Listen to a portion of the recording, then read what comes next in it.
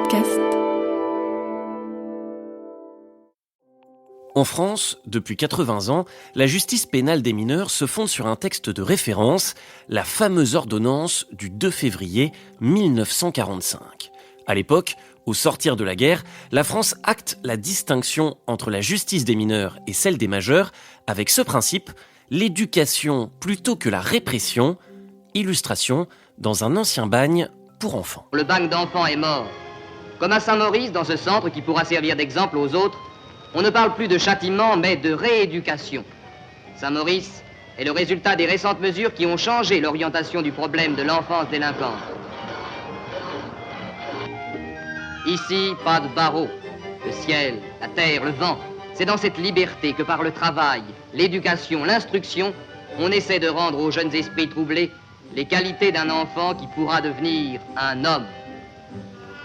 Mais dans les années 90, un débat émerge. La droite trouve la justice pour mineurs trop laxiste. En 1995, des émeutes font rage dans les banlieues françaises. Alors, le gouvernement de l'époque, sous la présidence de Jacques Chirac, décide de réformer. On est en 1996. Écoutez.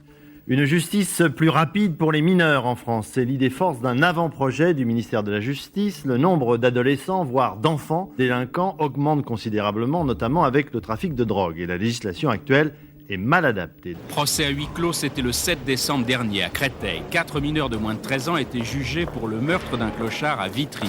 Plus de 2 ans séparaient les faits du procès. Trop long, dit Jacques Toubon. Le garde des Sceaux veut une justice rapide pour les mineurs, une comparution à délai rapproché d'1 à 4 mois maximum.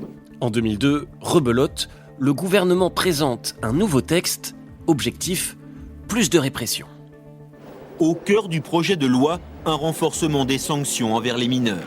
Pour un délit, la détention provisoire deviendrait possible dès l'âge de 13 ans, contre 16 actuellement. Les mineurs incarcérés seraient par ailleurs regroupés dans des centres de détention spécifiques à l'écart des prisons actuelles. Autre aspect, la loi permettrait de prononcer des sanctions éducatives dès l'âge de 10 ans. Des centres éducatifs fermés seraient également créés pour les mineurs de 13 à 18 ans. En cas de fugue, l'incarcération serait possible. Pour autant, le garde des Sceaux de l'époque, Dominique Perben, qui porte la réforme, rassure. C'est vrai, nous voulons explorer d'autres voies et qui maintiendront, je tiens à le dire, parce que c'est ma conviction profonde, un équilibre entre éducation et sanction. Car c'est bien là le fond du débat. Comment arbitrer entre éducation et répression ?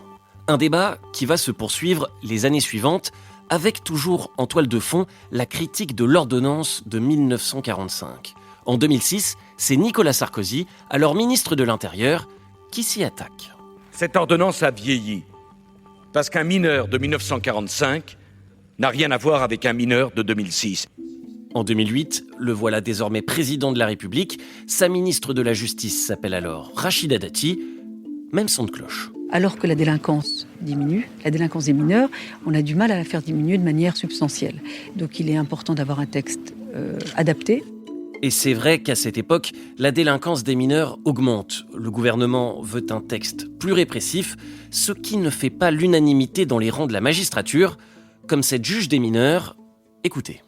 Moi qui ai eu l'occasion professionnellement de voir des enfants de 13 ans et quelques semaines en prison, je peux vous assurer que ce sont des enfants déboussolés, ce sont des enfants perdus. Et si par malheur, ils acquièrent des repères en prison, c'est pire que tout. C'est-à-dire que leurs repères vont être carcéraux. Vous imaginez ensuite pour trouver sa place dans la société. En 2012, cette fois la gauche est au pouvoir et elle s'emploie à détricoter les réformes du gouvernement précédent pour mieux coller à l'ordonnance de 1945.